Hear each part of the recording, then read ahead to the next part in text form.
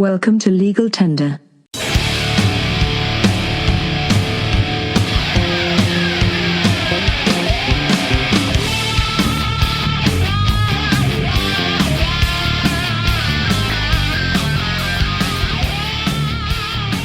Good morning. Welcome to Legal Tender. This is the Man in Black version of Legal Tender because I'm here to tell you we've got someone with us today who is just down in the dumps. It's true. I wore black tie, black shirt, black coat, black pants, black underwear, black sock, black shoes. Well, I didn't ask about your underwear when I saw you, but I Well, you know why it was though. I do know why you were, but it's good to see you wearing some color today finally. Well, here's the issue. So the longest serving Supreme Court justice died this last week. I honestly didn't know he was the longest serving. I know, right? I didn't know that. Anton Scalia. Scalia he is the most divisive, polarizing president. They basically are presidents now. Supreme Court justice. And the reason is because he's been on all these major decisions. And we're going to talk about some of those today and why it affects you and why you should be concerned about what in the world has happened to our country. Yeah, so he was at a hunting ranch somewhere in Texas, South Texas, and they found him the next morning, and there was actually some very odd circumstances. A lot of reports are saying there was a pillow over top of his head. Right, so in Texas, there are a lot of things about Texas that are great, but there are a lot of things that strike us people in the West as bizarre. Yeah. For example, Cody, how much do I know about math? Virtually nothing. Right. Would you trust me to perform any kind of calculation that involves anything besides, say, simple fractions and simple division, simple multiplication? Absolutely not a chance in this world. Well, do you think that being a doctor, that there's a difference between being a doctor and a lawyer? Is there really any difference? I don't mean me personally, because I'm clearly a doctor. I can deliver 3 kids in the bathtub. I was saying you delivered kids in the bathtub. Right, so and I've saved lots of people's lives. Absolutely, saved their life on the road. However, the average lawyer, do they know anything about being a doctor? No. Right.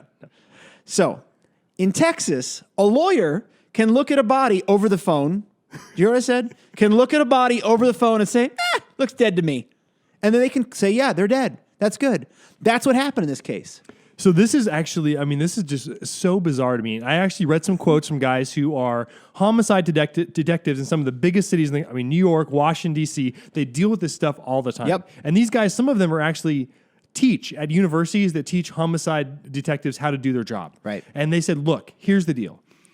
Every single death is a homicide until the evidence proves otherwise. Especially if you're a sitting justice, right? Yeah.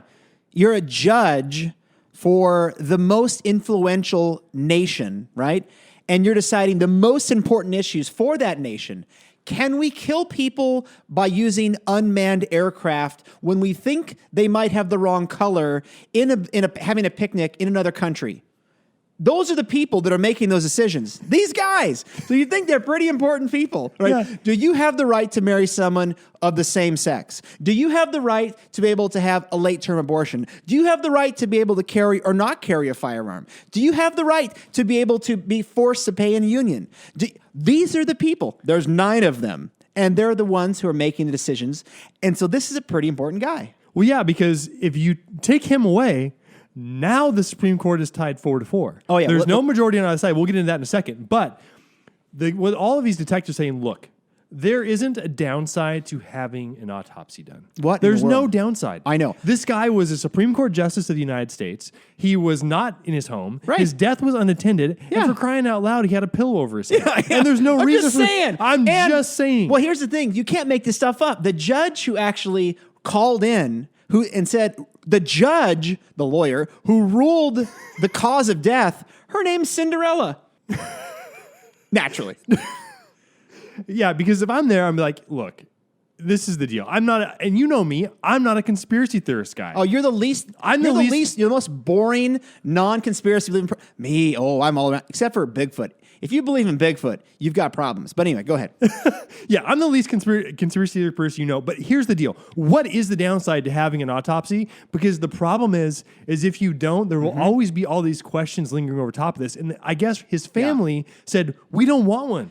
Yeah, we don't want one. And I'm like, I'm sorry. Why does your opinion matter? Right. Why do you have the right? I think that's a great point. Is it why does a family have the right for a public official? So if you're going to run for president, you have to release your health records, right? Because we got to know, are you going to die on us? Or you got to know you're going to make it. I mean, is there anything that's in the can that's going to make you kick it? If the answer is no, great. The answer is yes, it's another answer. And so you give up that right, you lose that right. And so I have no idea why the family has any say at all. Well, and here's the thing. This guy, if you remove him from the court, Yep. there are a lot of really important cases coming up that, Crazy literally cases. have the opportunity to steer the whole country Yes. in a given direction. And if you remove him from Yes. the court, those things are all of a sudden thrown into complete limbo. Right. Not only, and not just that, the whole presidential election cycle, the whole tone has changed now because now everyone's vying for the seat to appoint the next justice. Well, there's so many things right. hanging in the balance on this one guy. So there's a homicide cop I used to work with over in Seattle, and we actually did my first 2 homicide trials with him. And I was talking to him about this case, and hey, what do we do when you're trying to determine who would want to kill this guy?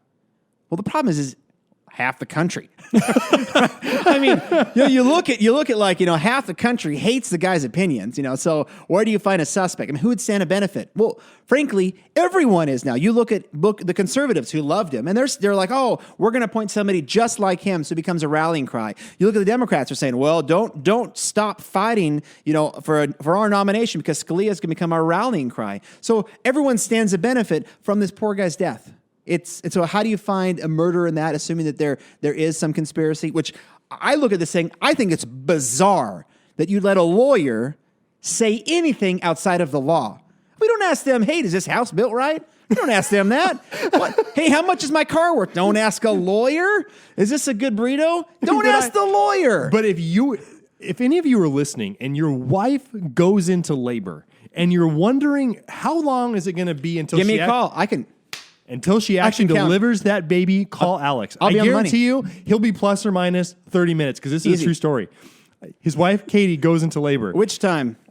This is, I think this is with Georgie. Okay, it's number 3. Number 3. Number 3 in the bathtub, over in Pateras. Yeah, that's and good. so he calls me and he goes, hey, just FYI, Katie's in labor. He goes, baby's going to be here by 5. That baby was there by 20 after 5. Booyah. I ain't kidding you. And this was 5 hours. This was around noon, so this is 5 hours before that. Called it within 30 minutes. Breathing, palpitations, you look at the skin, you look how they walk, listen how much they complain, how much they're trying to order other people to Where's do. the wind blowing? Exactly. Yes. How much water do they want? Do the incessant peck, peck, peck, peck, peck, peck, peck. As soon as the pecking starts to diminish, you know the baby's coming close. As long as they can sit there and complain and you can throw all these random stuff at you, the baby's still a long ways away. You know what I was really disappointed about with the birth, though? I offered very generously to bring the toy train that was going around the Christmas tree up it and put it around the bathtub before she had labor. So the train could be going around. Very soothing. She didn't want to do it. I went to this weird hippie birth class in downtown Seattle, and I kid you not, we went around the circle, and this is how I knew I was born over in Eastern Washington. It's because we went around the circle, and everyone was talking about what they were going to do with the placenta. And people were like, well, I'm going to make a wonderful piece of art. And they brought artwork with their placenta trees. I was like, oh, what a lovely vomitous mass that is. And then the people were like, oh, I'm going to actually eat it. And they showed up with capsules where they ate it. Other people planted me the trees. And I was like, I'm going to put it in a garbage bag. I'm never going to see that thing again. And they're like, oh, you are a pagan. I said, look who's talking. Look that up. Google that, Wikipedia. I know, because you know who does it the best? Who? The Russians. What do they do? They grind it up and put it in vodka. Oh, jeez. I mean, come on, right? If you're going to do anything with it, put it in some vodka. So one of the cases that Scalia talked about, this was a very important case, Lawrence versus Texas. And I remember being in law school when this case came out, and it had to do with, it was an anti-sodomy law in Texas. And the question is whether or not they came and broke in this guy, the cops came and broke in this guy's house for an unrelated issue, and they found the 2 of them in bed. They couldn't bust the 2 men for the crime for which they entered in their premises, and they tried to bust them on sodomy. And so what happened, that went to the Supreme Court. And what Scalia said that, hey, the states, and this is the reason why people don't like it. They don't like people, if they're pro same-sex marriage, don't like Scalia. But what Scalia had said in this case was, this is a liberty issue for states to decide. It's not for Washington, D.C. and the federal government to decide. So every opinion you look at of his, it all comes from this perspective of a state's rights. It's the idea that if it's not written down in the Constitution, it's for the states to decide. It's not for D.C. to decide. Man, only a lawyer could look at a case like that from that perspective. Because, I mean, from my opinion, I'm like, hey, guys, butt out. No pun intended. Right. I'm just saying, why is it in your guys' business? Anyone. Business? Right. And so, and that actually, believe it or not, this is the reason why, I think you're going to talk about this a little bit later, the close friendship that he had with Ruth Bader Ginsburg, who is the polar opposite, on the complete, if he's the crazy rightist, she's the crazy leftist. Mm-hmm. But they're so close in the idea of personal liberty. Now, the way that they express it is very different. Mm-hmm. But Scalia's expression, in my opinion, when I read his opinions, is that, hey, the government should basically stay out of your business. And any law that actually proscribes the government take an action, if it's not in the Constitution, it's out. Mm-hmm. Yeah, so he was a proponent of the idea of originalism. This idea that what we should be examining the Constitution about is the original intent, the people who wrote the document. Right. We shouldn't be molding it and changing it and contorting it to whatever way that we want. There's actually a really great quote that he gave in a speech. He goes, "The Constitution is not a living document. It is dead, dead, dead. And the judge who always likes the result that he reaches is a bad judge." Nice. Yeah, I'm like, that's right. And so so the judges that are making decisions today, all the cases come from that principle. Should the federal government tell us what to do, or should states, our own local people, tell us what to do?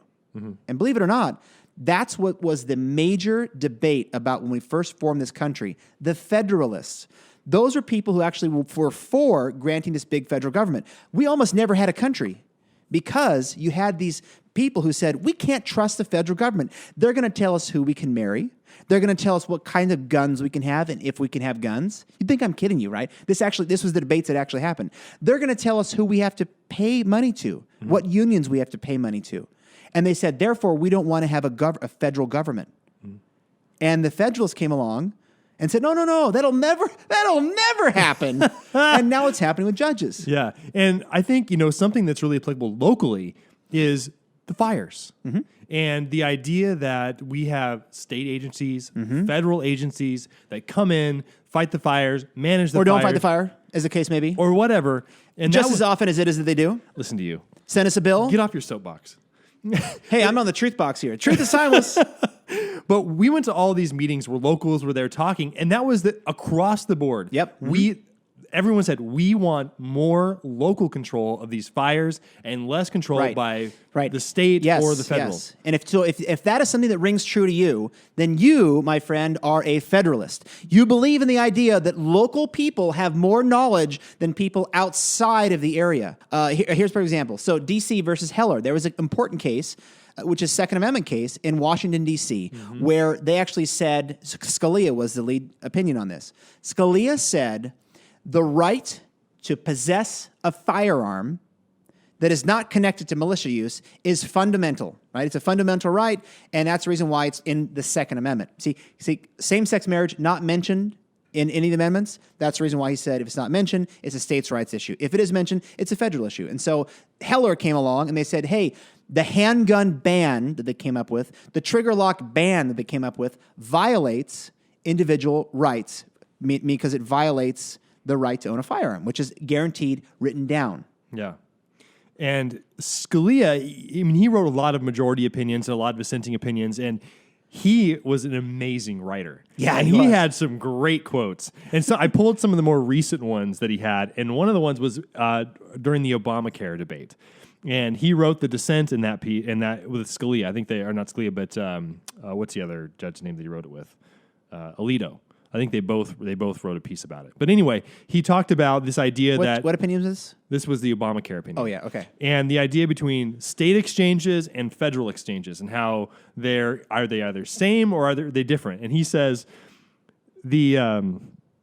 contradicting the provision requiring every exchange to take interest of qualified individuals into account when selecting healthcare plans is pure applesauce.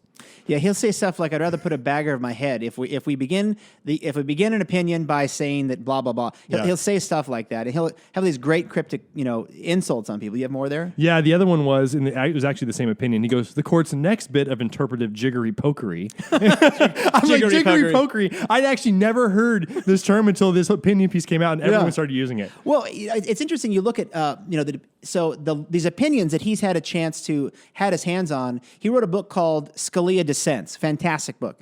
And in there, he talks about the importance of actually talking about dissent and why dissent is so critical in the American system. Think about this.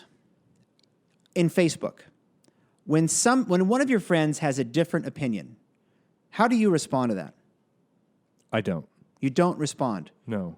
Okay, so why do you not respond? Because I don't really do Facebook. Well, okay, but let's pretend that you actually. Okay, well, you're a horrible example. I should get Nicole. You asked. I would have thought you would have known this. All right, but, all right. I mean, because have you seen any of my Facebook posts lately? No, exactly. It's not on okay, there. well, here's the point. So the point is that people want to have this homogenous society, and they can't have friends, and they can't be friends with people who aren't the same they aren't the same type of think. So I challenge these listeners right now. You should find people who are not like you and have a conversation. That doesn't mean that you terminate the friendship.